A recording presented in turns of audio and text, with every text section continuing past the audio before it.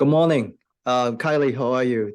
So I have the distinct pleasure of welcoming Kyleigh LiPira, who is the current Chief Executive Officer for the Melanoma Research Foundation. And prior to join the MRF, she served she worked with the Johns Hopkins Medicine School of Medicine, and where she worked with the dermatology department, and where she was responsible for helping the department raising funds to support numerous melanoma clinical trials. So Kyleigh, welcome, and thank you so much for joining us on this Beating Melanoma project. Well, thank you so much for having me, Dr. Wang. It's a privilege to be here. Call me Steve. Call me Steve. So a couple of things. So I've always known about the MRF Melanoma Research Foundation for a long time, and you guys do such a great work. And maybe you can just tell our audience a little bit about, what is MRF, its origin, and what's your mission? Sure, absolutely. So the Melanoma Research Foundation was founded about 26 years ago by a patient. And at the time, as you know well, there were not very many treatment options for metastatic melanoma patients. And in fact, this young woman was dealing with her third recurrence of melanoma. And she was basically told at a very young age, in her 30s, that there was nothing more that could be done. So it was really her advocacy that started the foundation, and she started fundraising and helped form the foundation. And in 1996, we gave out our first research grant. And over the years, the mission of the foundation has changed. We started off by just really being a funder to get research going and supporting the clinical activities that need to be done to help patients. But today, our mission is a tripartite mission. So we funded over 23 million in research grants to date, which is phenomenal. And that is to academic centers all over the country. We are also an educator of patients and caregivers. So people come to our website, melanoma.org, to learn about the disease, to learn about treatment options, to learn about clinical trial opportunities, to really make sure that they are armed to deal with their diagnosis. And then we're also an advocate. So we advocate both on the federal and state level. So every year we invite our advocates to Washington, D.C. to meet with their lawmakers, to share their stories, to really help get funding for melanoma research from the government, but also for them to be aware of the needs of melanoma patients, which is really important. No, so there's a lot. I think it's amazing just in the short span of time, and you guys have grown into such a powerful force. And many of my colleagues, both in the dermatologists as well as medical oncologists, surgical oncologists, have sort of became involved with your organization. I know all the great work you guys are doing. Now, from the patient's perspective, can we first talk about from the educational component? Obviously, once you get the diagnosis of melanoma, I call that like the mad rush phase. You're so anxious, right? You want information. How do people, do they just go onto your website, or is there a better way to access this information? Yeah, that's a great question. And I think, human nature is when you are dealing with any type of diagnosis, you go to Google, right? Unfortunately, a lot of the information that you're going to find might not be the most up to date or the most reputable. So what we really encourage people to do is come to our site. And whenever you're dealing with a cancer diagnosis, I would encourage any patient to really find information from an advocacy organization, because you're really going to get unbiased information. You're going to get up-to-date information. So many people do come to our website, again, melanoma.org first, to learn about their disease. And we have a ton of resources for patients, recently diagnosed patients, patients who might be dealing with even a stage 4 diagnosis. We have a lot of tools on our website. So whether they're looking to find a treatment center, we have something called a treatment center finder, where they could find where they could be treated in their community. We have a clinical trial finder, which is also another great tool. There's over 1,000 clinical trials right now in melanoma. And it's really overwhelming. If you go to clinicaltrials.gov, it's just a really hard site for patients. Very difficult site. Yeah. So we really try to make it easy for patients so that they can get information. And then again, go back to their doctor. What we want them to do is take the information back to their doctor, have the conversation, right, about what their options are. And then we have other great resources for caregivers as well, who really are oftentimes the ones finding the information because it's just so overwhelming for the patient. So they're really being their loved one's advocate and finding the resources. So a lot of caregivers come to our site as well. And we have tools there that take really big concepts and distill them down into videos. We have these animated melanoma patient videos that are fantastic that, again, take big therapies or big questions and take them down to 7 minutes of animation where they can learn more, but it's not so complicated. It's not in medical jargon, it's really in layman's terms.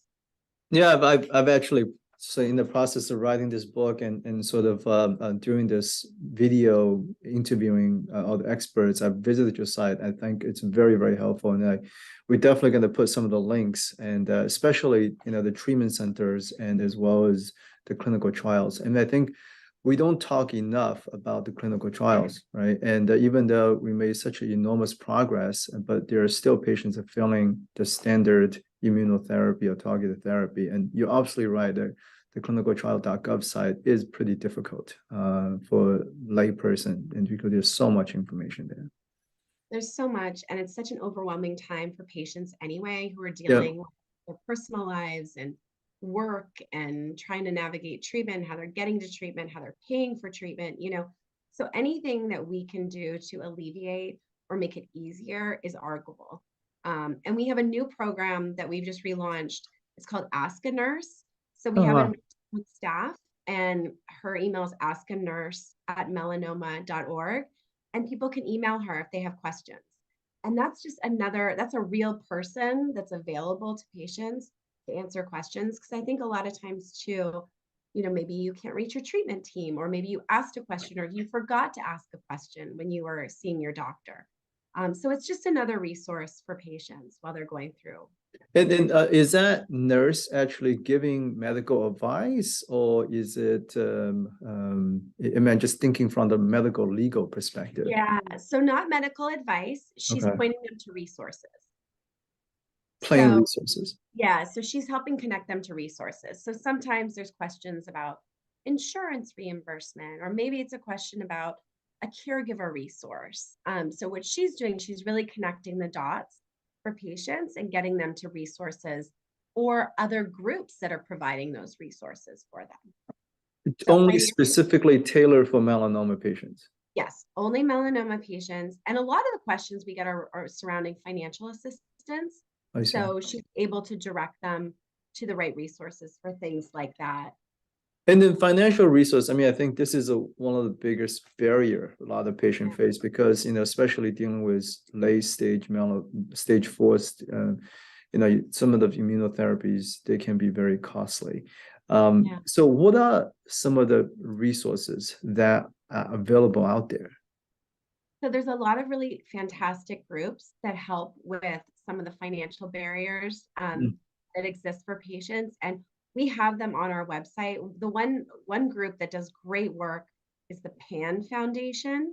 And they help with, the financial assistance piece. But again, it's very overwhelming. Sometimes the funds are limited, or sometimes they have the funds available and they dry up quickly. So what we really help patients do is sort of navigate the many different resources that are out there so that they can get to the right place. And it's hard for patients to do that on their own. No, It's it's very hard for them difficult. to sort of figure out where to go and who to talk to. And, again, it's time consuming. So if we can really help eliminate some of those obstacles, that's really what our goal is to make it easier for patients and their loved ones so that they can get where they need to get quicker, more efficiently, more effectively, that'll lead to better outcomes.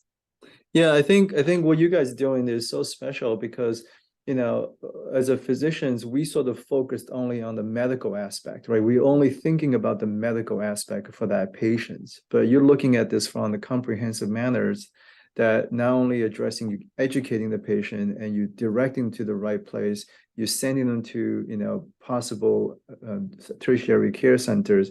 But this piece about financial support, how to get the financial resource for the patient and the caregiver, is something I think it's missing. Not too many organizations is doing. So it's a really, really great, valuable resource. Yeah, yeah, it is. It really helps. And again, we are not the ones giving the financial resources, but we're the ones connecting them with the groups that are. So it's really, that one-to-one Yeah. relationship, which is really No, you talked about a little bit about the various clinical centers that you can refer to, as well as local resources for receiving the care. What are some of your criteria? What is your team's criteria in selecting, what is a good center? What is a good physician to go to? Because this is a question that a lot of patients have, right? And you want the best expert to take care of you, but most of the time, patients may not have the expertise in sort of gauge who is a really, really good physician, who is a really good center. What is your criteria? So we go by the NCI designated cancer centers with melanoma programs. Mm-hmm. So that really is sort of the base for our treatment center finder. So again, if you're not living close to an NCI designated cancer center, again, that's a conversation that you would need to have sort of with your doctor. But again, what we strive for is for it to be open dialogue with wherever patients are being treated, so that we can provide them with enough information that they can go back and ask their doctor. And if they have questions and they're not feeling that they're getting answered, that they can go to a bigger resource where they see more melanoma patients. Yeah, I think that makes a huge difference, right? And especially those tertiary centers, they have the entire team of folks who's sort of dedicated, only sort of focused on melanoma. And it's absolutely right, the NCCN guidelines. Now, let's shift gear a little bit. And we touched a lot about the resource.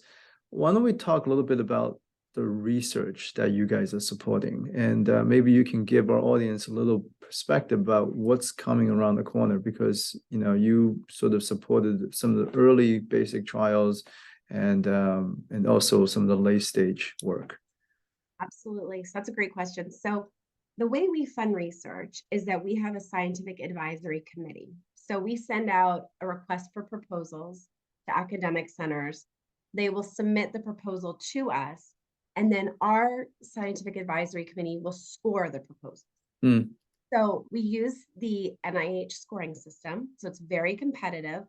And what our goal is to fund the most competitive, aggressive proposals that will benefit patients, right? So we want to fund the best science we can possibly fund that will directly impact and benefit patients and their loved ones.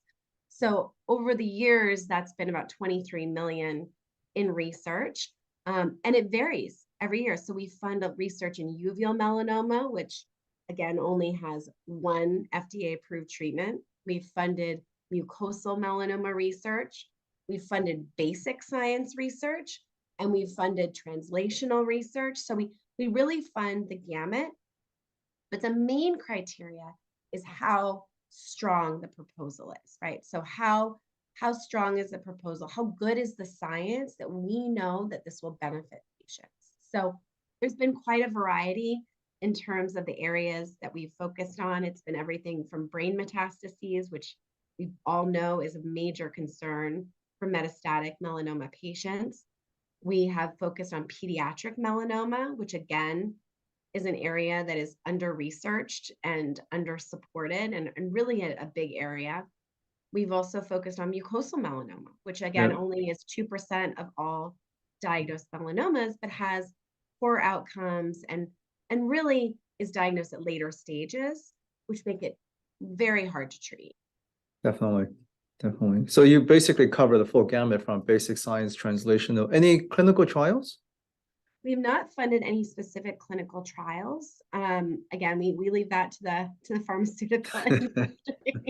But really translational research, things that are really going to benefit patients. Yeah, I know a lot of the recipients from your grants, from your awards, have subsequently gone on and submitted an NIH grant, and you sort of it's a kind of pilot and proving that their research is in the right track. So it's a really great work. No, But one of the thing is, so how do patients, let's say, who have melanoma survivors, like how do they come back and contribute to your organization? And obviously it's on one side, let's say for someone who just been diagnosed with melanoma and they want to receive as much support information. But what I find a lot of my patients afterwards is they want to do something, right? And they want to basically be a part of the network support group to give back. How is there opportunity for patients to engage with MRF? Absolutely. It's such a great question, and it's something that we really love to see. Being a national foundation, we're really able to engage with patients and the community across the US. So we have a lot of ways that patients can get involved. We have a national Miles for Melanoma 5K walk run. So people can form teams, they can come out to the community, they can engage, they can even be on the planning committee if they want. So Hmm. it's a great way. And those events are amazing. You know, people they walk or they run. We have skin checks on site.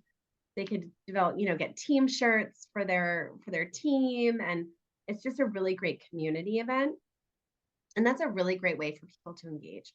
The How, other, how do people, so do you reach out actively to the local um, individuals who are passionate to do this, or they can just reach out to you and you organize it in a ad hoc manner, or do you do it, let's say, on every in May, or can you do it any times throughout the year?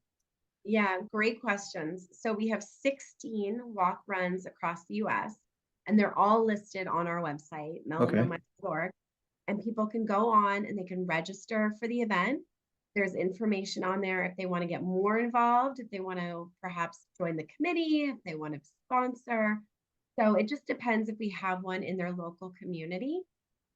If we don't, there are still ways that people can get involved. And one of my personal favorite ways is for our patients or caregivers to act as grant reviewers. So we include advocates in our grant review process. And it's really cool because they get to be a part of the grant review with our scientific advisory committee and lend their perspective Well, grants, which is really fulfilling for patients.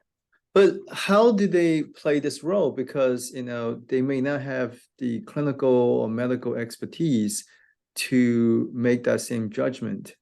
Yeah, it's a great question. So, what they're really looking at it is through the lens of a patient, Okay. right? So, if they're reading a proposal and the proposal says a patient is going to come in every day for a blood draw, and then they're going to have to come back in 3 days for infusion, their perspective might be like, this is going to be really hard on patients. I don't know if that's something that a patient would be able to do. So, we're really involving patients in the whole process, right? So it's really important for them to give their perspective. And the conversations that happen between the patient reviewers and the clinical reviewers is absolutely fascinating. And a lot of the times the clinicians will say, wow, I never looked at it from that side, or wow, you're right. That could be a benefit, or it could be a hindrance for this particular proposal. And it's been a really rewarding experience for patients to use their No, point. can anyone, what is your selection criteria for putting those non-physician into that review committee? So there's an application. So they Okay. would have to fill out an application and it would have to be submitted to our science officer, and it would be reviewed, and then they would be selected from there. But it's a really great opportunity because, as you know, the FDA really wants patients involved in the drug development process. So, we're doing it even a step earlier and saying we're going to get patients involved in the basic research and the translational research process. It's kind of cool. It's a very democratic process, It's patients should be involved because a lot of times when we're designing the trials, we may forget the barriers, right? Yeah. And the burden that imposed on the patient and the family members. And so, all right. So we talked about the walk. We talked about this idea of serving on the committee. Yeah. And what else can they do? So again, attending a patient symposium. So we host patient symposium all over the country Hmm. at major academic centers. We typically host 3 in the spring, 3 in the fall. We have one focused on uveal melanoma, and then we have one focused on either pediatric or adult young AYA, which is adolescent young adult melanoma. And those are events that we would love people to volunteer at. We'd love them to attend. But there's some ways that people can get involved in that way too. If they're living in one of those areas that we have these events, we're always looking for volunteers. We're always looking for people to come out and help support these events for patients. That's fantastic. And do you guys have any local chapters? Because I know it's based in Washington, D.C., the headquarters, right? Yeah. And, since you're talking about national organization, you have such a wide reach to the whole country. Do you have any like local chapters or no, at this point, no? Yeah, we're not chapter based, but we're national. So Okay. kind of what I was talking about earlier, being in 16 cities with our Miles for Melanoma, we're at 6 different academic centers. And again, all that information is on our website. And then the opportunity to come to DC in March every year and use your voice with lawmakers. I think that is probably one of the most incredible opportunities that patients and caregivers have, is to go to DC and share their story.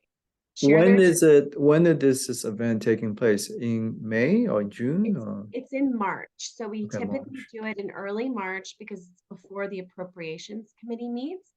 And what we have been advocating for is federal funding of melanoma research. So I can definitely share this year's dates and information with you as well. But it's always the first part of March. And I personally think there's really no better way to use your voice than to speak with lawmakers and tell them about your journey as a patient or your journey as a caregiver, and what lawmakers can do really to benefit the melanoma community and make it better for patients and their loved ones. And not to mention this sort of or coming down to DC, you meet your fellow like melanoma survivor patients, and there's something very cathartic and nurturing, and to hear everyone's story, and you get inspiration from that, right? And hope as well. Yeah. You do, and you also get some of your power back too, right? I think as patients, you feel powerless. You feel really powerless with everything you're dealing with and going through. And I think you take a little bit of the power back and go and use your story to help make change, which I think is really powerful. Yeah, that's what a lot of my patients sort of that's one of the reasons why they get involved in that in that channel, because like you said, it's this maybe giving back or power or for whatever reason, it's a very cathartic process. Yeah. We don't have much time left. I mean, I'd love to keep talking to you about, your organization and some of the psychology behind the melanoma survivors. Where do you think, from your perspective, right? Where do you think in the next 5 years this field is going? And, what research or maybe any last words of wisdom or inspirational words that you can leave with our audience? Sure. I think we've come a long way in 26 years. I started the conversation talking about our founder, the patient who founded the foundation, who was diagnosed in her early 30s with stage 4 metastatic melanoma and had no option. No options. No. Today, there are, 18 approved treatments for cutaneous and uveal melanoma. We've come a long way. There's a lot of hope. And I think right now, where we can look in the next 5 years, there's a lot of new emerging technologies, right? There's a lot of new things that are on the horizon that I've never even thought about before. You look at AI, you look at cellular therapy, you look at all these cool things, melanoma vaccine. There's a lot of promise, and I think a lot of new things that are going to come out. And I think there's a lot of great minds working on the problem. One of our scientific advisory co-chairs always said back when he started, melanoma was the cancer that gave cancer a bad name. It was the one cancer that there weren't a lot of options for. Clinicians and researchers didn't really want to go into the field because it was just so hard, and there wasn't a lot of progress. And now it's the complete opposite, right? Yeah, yeah. You're absolutely right. 50% of metastatic melanoma patients are NED, which is unreal. Like you can't say that with a lot of other cancers. And I think there's just a lot of hope and there's a lot of new emerging technologies and there's a lot that is on the horizon that patients can be excited about. Well, thank you very much for that last thought, and truly very inspirational and give people a lot of hope, and I think this is absolutely great. Kyleigh, thank you so much for taking the time to talk to us, and I'll be sure to leave a whole bunch of different links in these videos, and so that patients can access all the resources the MRF provide. Thank you. Thanks, Steve. Take care. Bye.